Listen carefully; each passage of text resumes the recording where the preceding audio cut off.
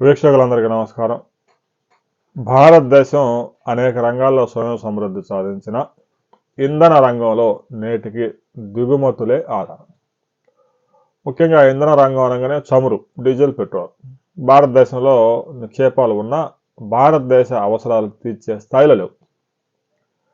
ఎప్పుడో 4 దశాబ్దాల కిందట బాంబే హైలో పెద్ద ఎత్తున ఈ చమురు నిక్షేపాలు కనుగొన్నారు. అక్కడి నుంచి తీస్తున్నారు. ఇక అస్సాంలో కూడా పెద్ద ఎత్తున చమురుని వెలుగు తీస్తున్నారు. ఇక కేజీ బేసిన్లో కూడా 4 దశాబ్దాల కిందటే కేజీ బేసిన్లో, కృష్ణా గోదావరి బేసిన్లో పెద్ద ఎత్తున చమురు నిల్వలు ఉన్నాయనే విషయాన్ని గమనించారు. ఇక గడిచిన 20 సంవత్సరాల నుంచి కాకినాడ సముద్ర తీర ప్రాంతంలో కానీ, సముద్రం లోపల కానీ రిలయన్స్ ఇండస్ట్రీస్కి ఇచ్చిన తర్వాత పెద్ద ఎత్తున చమురు, గ్యాసు ఉత్పత్తి జరుగుతూ ఉంది. ఇక గోదావరిలో పాసర్లపూడి మనం అందరికీ గుర్తే. పాసర్లపూడి బ్లోఅవుట్ అయితే దాదాపుగా 2 నెలల పాటు కొనసాగింది. అంటే అక్కడ గ్యాస్ నిక్షేపాలు పెద్ద ఎత్తున ఉన్నాయి. ఇక గోదావరి బేసిన్లో పెద్ద ఎత్తున గ్యాసు, చమురు వెలికితీత జరుగుతూ ఉంది. ఇక కృష్ణా బేసిన్లో చమురు, గ్యాస్ వెలుగు తీసేందుకు వేదాంత కంపెనీకి అనుమతి లభించింది. 20 ప్రాంతాల్లో గ్యాస్ నిక్షేపాలు వెలుగు తీస్తారు. ముందుగా గుర్తించిన 20 ప్రాంతాల్లో తవ్వకాలు జరుపుతారు. ఆ తవ్వకాల్లో ప్రతిరోజు ఎంత ఉత్పత్తి అవుతుంది అనే దానికి సంబంధించి వారికి క్లారిటీ వచ్చిన తర్వాత అక్కడ ఉత్పత్తి ప్రారంభిస్తారు. తవ్విన ప్రతి చోట ఉత్పత్తి చేయాలని ఏం లేదు. ఇక కృష్ణా జిల్లా నిడుమోల వద్ద 3, గూడూరులో 3 ప్రాంతాలు బావులు తవ్వుతారు. బావులు అంటే ఇంకా బోరు మిషన్తోనే బోర్లు వేయటమే కాబట్టి.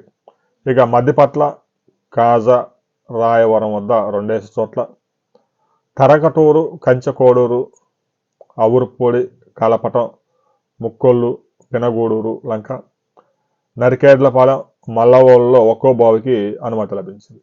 ఆ ప్రాంతాల్లో ముందుగా అయితే బావులు తవ్వుతారు. బావులు తవ్విన తర్వాత అక్కడ చమురు ఎంత, గ్యాస్ ఎంత నిక్షేపాలు వెలికి వస్తున్నాయి అనే దాని మీద అక్కడ ప్రొడక్షన్ కంటిన్యూ చేస్తారు, లేదంటే క్లోజ్ చేస్తారు. సహజ వాయు నిక్షేపాల వెలికితీత విధానం 2018 కింద కృష్ణా జిల్లాలోని కాజా బ్లాక్లో బావులకు పనులకు వేదాంత ఒక డిపిఆర్ రూపొందించింది. పనులు చేపట్టేందుకు అనుమతి కోరింది. ప్రభుత్వం వారికి అనుమతి ఇచ్చారు. అయితే కొన్ని షరతులు కూడా పెట్టారు. కాలువలు, చెరువులు వంటి సాగునీటి వనరులకు కనీసం 500 మీటర్ల దూరంలో మాత్రమే తవ్వకాలు జరపాలి. కాలువలు, చెరువులు ఇవి మంచినీటి వనరులు కాబట్టి అవి కలుషితం కాకుండా జాగ్రత్తలు తీసుకోవాల్సి ఉంటుంది. వ్యర్థాలను ఎట్టి పరిస్థితుల్లో సాగునీటి కాలువల్లో కానీ, చెరువుల్లో కానీ వదలడానికి వీల్లేదు. వచ్చిన వ్యర్థాలను భూగర్భంలోకి పంపడానికి కూడా వీల్లేదు. వాటిని శుద్ధి చేయాల్సి ఉంటుంది.